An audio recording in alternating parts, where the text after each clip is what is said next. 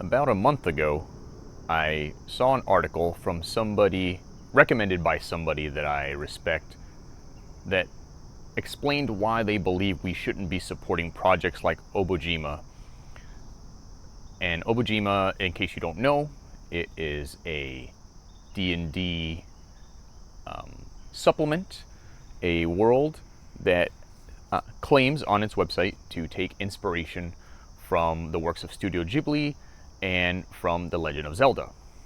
It is a cute, whimsical world that focuses a lot less on combat and a lot more on roleplay. And the premise of the article was that this is not good because it is cultural appropriation, it is Orientalism, and there's no representation. I don't know of the greater staff working on the project, but of the three folks who do the videos on YouTube, Jeremy and the other two writers who are veteran writers for video games and for D&D, at least based solely on appearance, nobody there is of Japanese ancestry. Of course, neither am I. But I've been kind of thinking about it for the last month or so and trying to think about what does it mean and what do I think about the argument.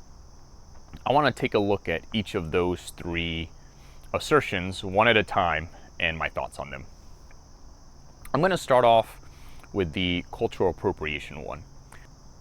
This is a very complex topic. It's been debated on and off for the past 20 years. Ever since social media has really gotten big, it's become a discourse amongst everybody. I'm sure it's been an academic topic for decades, but really only in the recent years when everybody's had a platform, whether that's Twitter, Facebook, now Blue Sky, and Mastodon, people have been talking about it a lot more.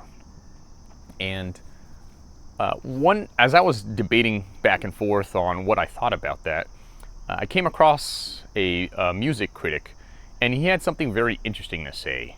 In his mind, or his thesis, there isn't any such thing as cultural appropriation. There are cultures that come together.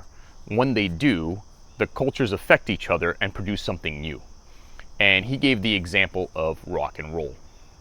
Now, I do know there is a problematic part of it, and it kind of goes back, it ties into what I want to talk about at the end with the representation thing. But, so I know that's there. Let's put that aside for a second. Recently on Fresh Air, they were interviewing a lot of the early, or playing old interviews with a lot of the people that were originally there at the beginning of rock and roll.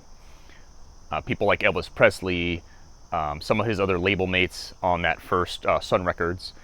And what they talked about was they themselves would be interacting with the one guy whose name I can't remember. He was the second guy that got signed after Elvis.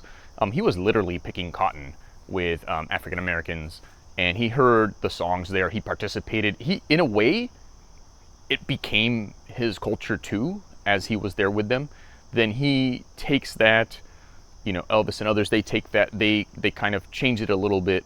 It becomes rockabilly, it becomes rock and roll, certain things like that. Then people overseas hear it, the Beatles, the Rolling Stones, they do their thing. They come back to America, they change it, and then we end up with everything that we have now, you know, Aerosmith and all the new bands, all the people, Linkin Park, all that stuff grows out of these cultures, right? So white American culture with African American culture, then white American culture with British culture, then British culture coming back over here and changing things. And each time it's changing, it's evolving, it's becoming something else. And that even applies specifically to Obojima, right? So Osamu Tezuka, considered to be the father of manga and, of course, anime afterwards, he is inspired by early 1930s, 1940s Disney cartoons. If you look at his early stuff, like Astro Boy, it doesn't look like the anime that we see now. It's very different, right? Because he is taking the American culture of Disney and he's bringing it over there. and then it evolves and changes, and whatever becomes the manga that we know today comes back over here, and now we're starting to see on Netflix and Amazon Prime and other places adaptations of American style anime that's kind of, and you see it also in the comic book section. You see people that are kind of taking that, they grew up with that, they grew up reading that, and now they're like, okay, then how do I mix this with my American culture as well? And so, even the, Studio Ghibli and stuff owes back to Disney, right? So there isn't really, would you say that then, that originally manga is cultural appropriation? It doesn't make sense, right? It is cultures meeting together, creating something new, bringing it back, and now the people that are inspired by that, they're using that to make something new. So to me, I'm kind of on that idea of cultural appropriation itself not truly being a real thing. It actually gets conflated with the other two things that we're going to talk about, which is lack of participation and with things like Orientalism. So what is Orientalism? It is something that goes all the way back to, I think, the 1800s, if not earlier, when Europe is rediscovering the Middle East and Asia. I say rediscovering because modern history, modern archaeology, and those studies have shown us that during the Roman times, the Romans and the Chinese had interaction with each other. During the time of the Crusades, right? Most of Europe didn't have any interaction with the Middle East or Asia, but the Silk Road, there were traders, there were people that were there. Even the people that participated, in the Crusades, they were Europeans that were coming and then living in Jerusalem, and then they were interacting. So it was more of a rediscovery. And what it really means is an exoticism of what's different, right? It is early, late 1800s, early 1900s having belly dancers represent the Middle East. It is, focusing on things like geisha and stuff like that for Japan. It's kind of focusing, both of those are sexual. It doesn't have to be sexual, but those are kind of what we mean when we say Orientalism. It's kind of focusing on the things that are exotic and different, and focusing less on what brings us together, what's the same. I think when it comes to Obojima, I find this criticism definitely to be more valid than the cultural appropriation one, but I would say what I'm kind of torn with there is the article mentions a lot that with Obojima, there's a lot of focus on the things like the onsen, the hot springs that you see in quite a few anime where people like bathe after they've first rinsed off and soaped off their bodies. There's a focus on kind of like this relaxing nature. So it's kind of like erasing, at least in the author's mind, it's erasing some of the nitty-gritty of the culture. They point a lot to Studio Ghibli, which is one of the inspirations, actually having quite a bit of conflict. And so by saying they're making a cozy RPG, but then saying it's Studio Ghibli, they're kind of erasing some of that. So I do think there's some more validity there than there is with some of the other, than with the first criticism. But that one, I would say it's hard because when it comes to these things, there's a history of people making excuses and not doing the right thing, right? So it's hard to say exactly where it lands. I would say, my opinion, it's more towards the harmless side of Orientalism. If you see it as that, it's kind of focusing on the positive. I do know in literature, not literature like books, but literature like academic literature, there is kind of the concept of the ideal minority, and maybe it's kind of like touching that a little bit. I'm not entirely sure, but that's the criticism there. I think definitely more valid given what I was saying before about cultures kind of taking from each other, and so I don't see as much with the cultural appropriation. So there's definitely some of that. But I think the place where they have the strongest claim is in the lack of representation, and we'll get to that now. So this is what I said I would return to in the beginning when I was talking about cultural appropriation and music. It's well known at this point that in essence, there was a kind of theft going on when it comes to the music, right? That a lot of the songs that were made popular by white artists, the black artists that originally wrote the music did not get compensation. They either got literally none, or they got compensation that was not the same that a white artist would have gotten compensation. So I want to make sure that you know that I know that's a real thing that happened, and that's not a great thing. That's not to me, that makes things just super complicated.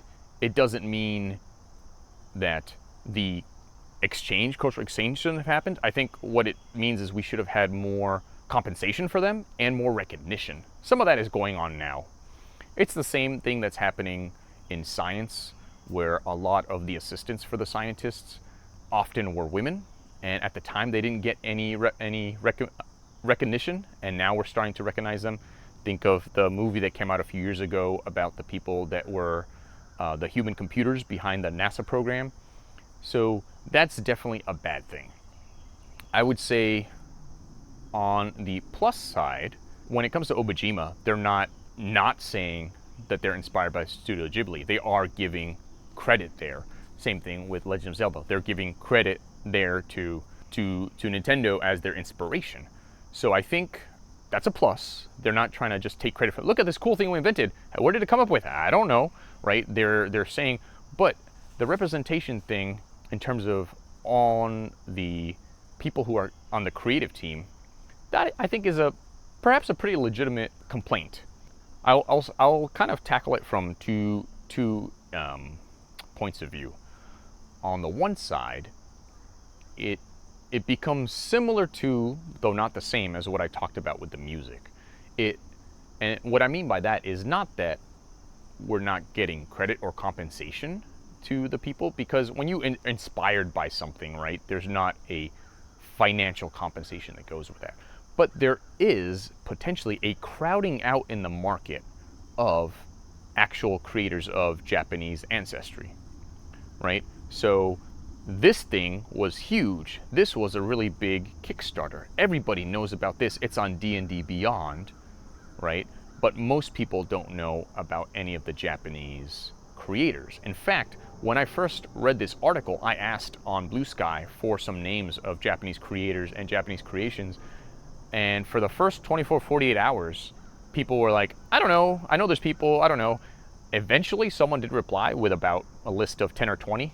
And I'll probably put that at the end of this video and or in the comments, the description. But the fact of the matter is, there can be a crowding out, right? You can kind of say, going back to the music thing, because these artists are on the radio or on Spotify being recommended, you aren't hearing the originals, right? So I think that's kind of a legitimate criticism. And then the other side I want to say is, it's important for people to see themselves in industries, in creative industries, so that they can see a path for themselves. My wife is of Asian ancestry, and she said growing up, it was always such a big deal to see an Asian actor on TV, because it was so rare back then, back in the late 80s, early 90s, compared to now. There was no Crazy Rich Asians. Jackie Chan was just starting to break out in the US. A lot of those things, Jet Li didn't come until like late 90s, I think, into the US. And so it's kind of like, oh, where am I in culture, right? And so I definitely can see some of that as well. In a mainstream, big Kickstarter, where are the Japanese creators? Do Jeremy and the 1985 Games crew have a responsibility to hire people? I don't know. That's the part where things get super complicated. That's the part where it's a conversation, it's a dialogue, it's something we can debate, but I don't think there's easy answers there. I'm not sure I would know exactly how that would be, you know. I try to think about other things that are similar, you know, if somebody, you know, decided to make an English style reggaeton or something like that, is it okay? I mean, does it matter? They've been inspired by it, you know. I don't know that there's necessarily something that someone has to do, but I think it's valid for people to talk about it. I think this conversation actually may be the most important thing that the original writer of the article inspired. We're making people think, making people say, huh, what does that mean? And how can we prevent the worst of these things from happening, you know? What we don't want is like Hollywood of I would say until the 90s or even maybe 2000s, where instead of hiring actual Asian actors, they hired American actors and just had them tape back their eyes. You know, like where David Carradine was in I think it's called Kung Fu. I don't know, it was before my time, but pretty famous example of that. You know, people doing all kinds of things like that are unnecessary, right? There's plenty of people who want to be actors or so on. So I think having the conversation gets people to think about this stuff, gets people to maybe seek out those things, right? I would have never sought out the Japanese creators of Japanese RPGs had I not come across that article. And so I think that widens the field and lets people look at different things, right? There's also always the conversation about the group in power, right? Because I don't think if a Japanese creator made a European style D&D campaign, anyone would care. They wouldn't say that's cultural appropriation, right?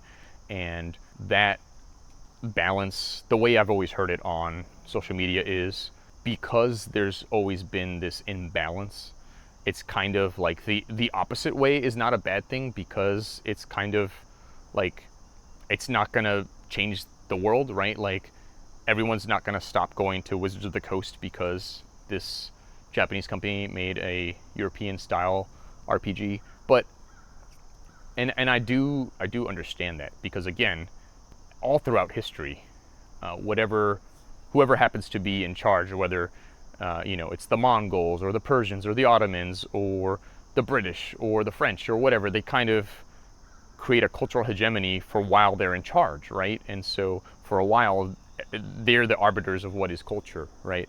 And so during that time period, it kind of seems absurd to say that if someone's kind of, you know, going against that, they should have the same scrutiny as somebody from the top going down, right?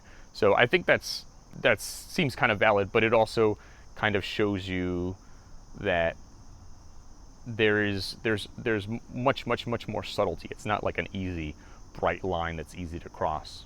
Yeah, that's kind of my thoughts on the subject. I tried to be as thoughtful as possible, try to explain what I was thinking, try to see both sides, and not, you know, one of the things I hate on social media is kind of people not being able to see shades of gray. Everything is black and white, and I think very few things in life are black and white. I think it's important to have a dialogue. That's why this video is going to end up being, I'm not entirely sure, but something like half an hour long, right? It's not just a pithy 240 characters, you're wrong because, or this doesn't exist because, or whatever, right? I'm trying to kind of explain how I feel and what I think about it. I do think, the other thing I would say in conclusion is that it's not as though I'm saying that 1985 games and Obojima is perfect and there's nothing they could do better. Maybe they could represent things with a little more subtlety, or maybe there's something they could do in the acknowledgements, or maybe I've seen some companies, I believe Kobold Press does this sometimes, at the back of their book, they'll have a bunch of list of inspiration, like here are the books, if you liked this, here are books that inspired us, here are things that, movies, stuff like that. So maybe they could have something like that. And so it kind of solves the idea of not giving credit, right? It's kind of like, hey, this is our inspiration. Go check them out. Go give them patronage. Give them money. Spread them on social media, right? And I think that maybe goes a long way towards solving some of the complaints. But I'm not sure. I just wanted to kind of get my ideas out there and see what people think. Hey, Eric here from the future. After I recorded the video, but before I edited and published it, Obojima launched, or 1985 Games launched their latest Obojima add-on, Obojima Tales from Yatamon. And the thing that's relevant for this video is in the FAQ, where they have on here, are there any Asian creatives or writers on your team? And they say on here, in July of 24, we brought on Dr. Emma Yasui from the University of Toronto in the Department of Anthropology. She's worked as a cultural and sensitivity consultant in the gaming space and has worked with other game publishers. They mention here the Tianxia World Guide produced by Pathfinder. That is the essentially Asian world within Galarian in Pathfinder. I'm not a huge Pathfinder person, but I do know enough to know that's what that is. Again, in the second paragraph, she started off as a consultant in their original book, but now she's in a lead creative position. So this is a very interesting development. In some ways, some of the criticisms that I mentioned earlier in the video about Obojima involved the fact that there weren't, or seemed not to be, any people of Asian descent on the creative team. We now have Dr. Emma in this new book, and presumably going forward, as long as she and the team do well and the contracts make sense. And obviously, one person cannot speak for everybody within that culture or ancestry, but I do think that perhaps changes things a bit in terms of the criticism of Obojima. It's still up to each individual person to decide whether or not this is enough, whether this is worth supporting them, or whether this still ends up being one of those projects that is crowding out projects that are more fully involving Japanese creators or creators of any different ancestry, but Obojima being based on Studio Ghibli and Legend of Zelda, therefore being Japanese. At this point, this second Kickstarter is, if I'm doing the math right, like 500% of their goal. They've still got a whole month to go. And they had a lot of people come in at the beginning. I don't know how much more it's going to grow beyond this, but that's where that is. So I just wanted to add this in because it does maybe get rid of some of the criticism, or at least erode it even more compared to what it was before, and perhaps makes Obojima itself not be guilty of the sins from the original article that said we shouldn't be supporting Obojima. It may still be a valid criticism of the genre as a whole, but perhaps this would be enough to convince you or others that they have made a positive move in terms of making sure that they are taking into account views of people that have more of a connection to Asian ancestry, and perhaps ensuring, or at least trying to ensure, and perhaps by working with Dr. Emma, keeping themselves from falling into the trap of Orientalism, as well as allowing there to be people of Asian ancestry involved in the project. If you stuck all the way through all this, thank you for listening, and I'll see you next time. Bye.